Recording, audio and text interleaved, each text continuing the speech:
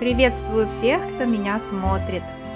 Сегодня мы побываем в одном необычном месте Лиссабона, которое сейчас мало кому известно.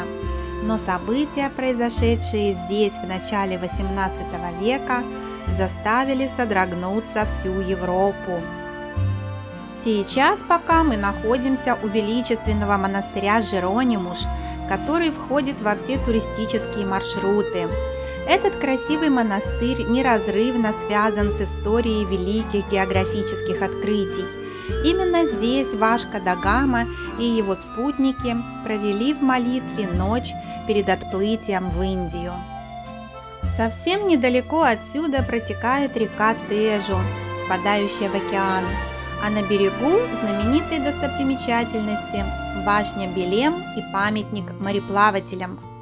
История, которую я расскажу, произошла в начале 18 века, когда Португалия была все еще мощной империей, богатой и влиятельной, благодаря своим географическим открытиям, но уже была подорвана сильным землетрясением 1755 года, когда последовавшее за ним цунами снесло или в лучшем случае повредило практически все постройки в Португалии.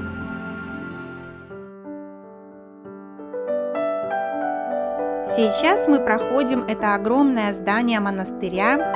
Совсем недалеко от него в то давнее время стоял грандиозный дворец герцогов Авейру, очень богатого и влиятельного древнего рода в Португалии.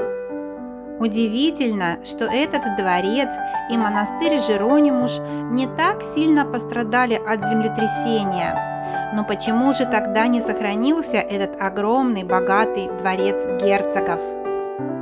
Сейчас на его месте мы видим эти маленькие домики, а виднеющийся синий навес над входом одного из них – это старая кондитерская, открытая в 1830-х годах – Пастеж де Белем. В былые доковидные времена в это кафе всегда тянулась очередь из туристов прямо по этому тротуару. И мало кто знал, что когда-то на этом месте стоял огромный и богатый дворец.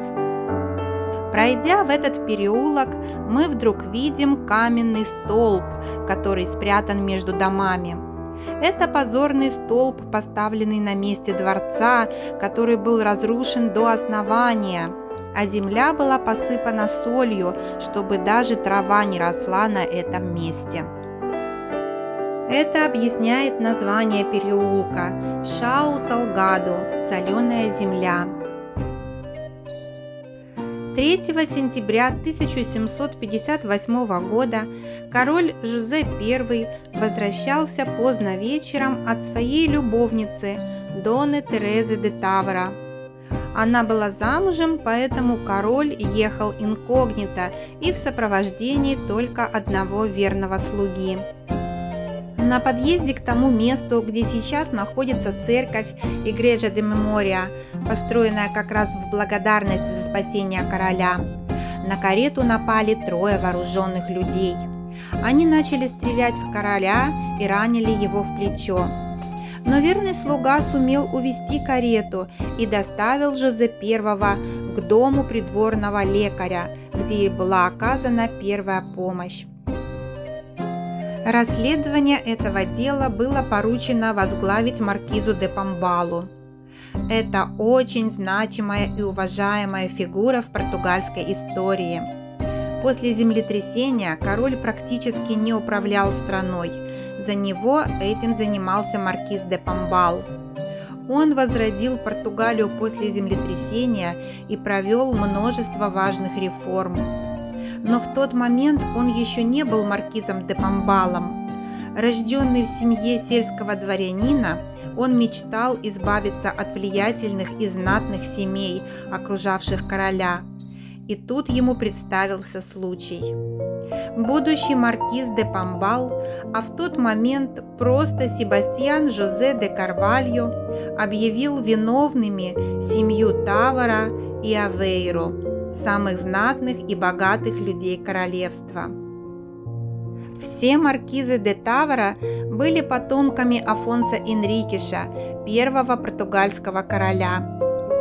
Маркиза Леонор де Тавора с мужем Францишко были главой этой большой семьи, а любовница короля Дона Тереза де Тавора являлась их невесткой.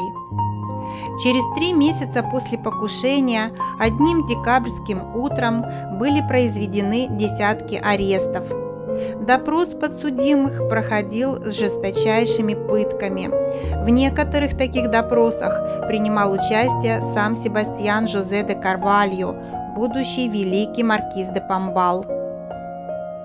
Пыткам подвергались даже обычные свидетели. 12 января задержанные были объявлены виновными, а 13 января их уже вели на казнь за государственную измену и покушение на жизнь короля. Беспрецедентный случай в истории. Конечно, бывало казнили даже королевских особ, но это было достойно. Здесь же уничтожили полностью 2 древних рода, публично унижая и пытая их не только физически, но и морально. Первой на эшафот поднялась маркиза Дона Леонор. Ей показали орудия пыток и подробно описали мученическую смерть, которая вскоре постигнет ее мужа, детей и зятя. Затем ее обезглавили на глазах у ее же любимых мужчин, самому молодому из которых было всего 22 года.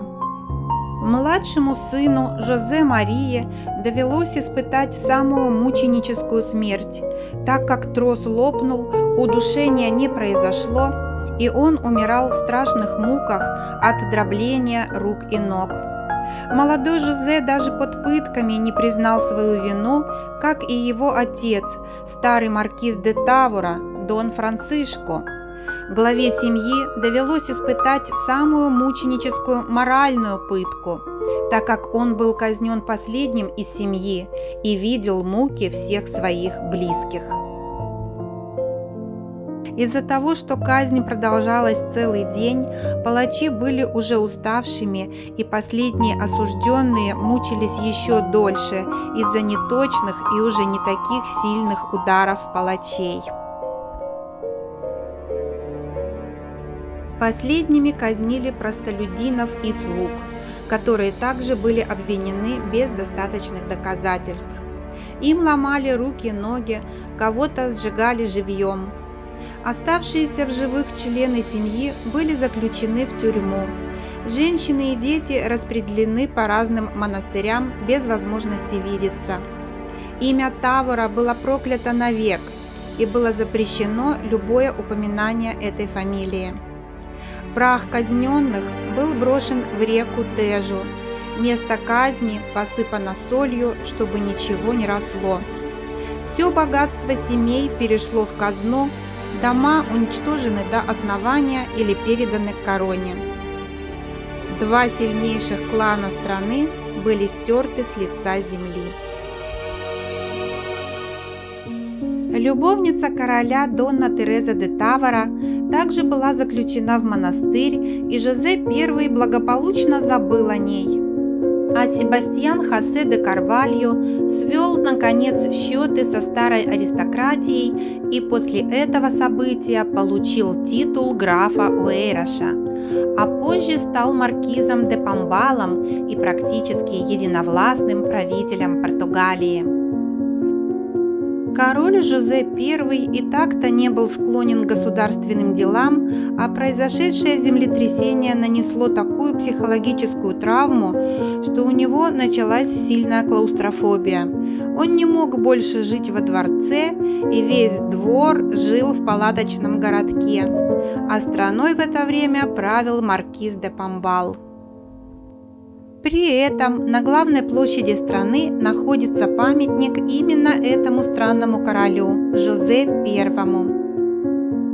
Когда после смерти короля Жозе I на престол взошла его дочь Мария I, маркиз де Помбал был обвинен в неправомерных действиях, но из-за его преклонного возраста его единственным наказанием стало изгнание из Лиссабона.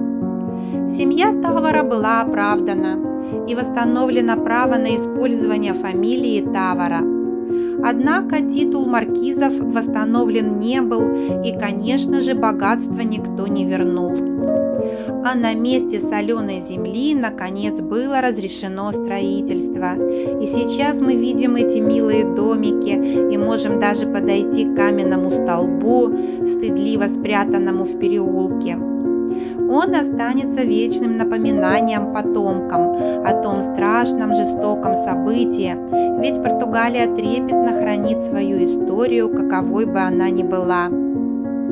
Скажу честно, тяжело было мне делать это видео, эмоционально. Трогает эта история, что и говорить. Поэтому я с удовольствием заканчиваю, и до следующей встречи в более оптимистичных местах Португалии.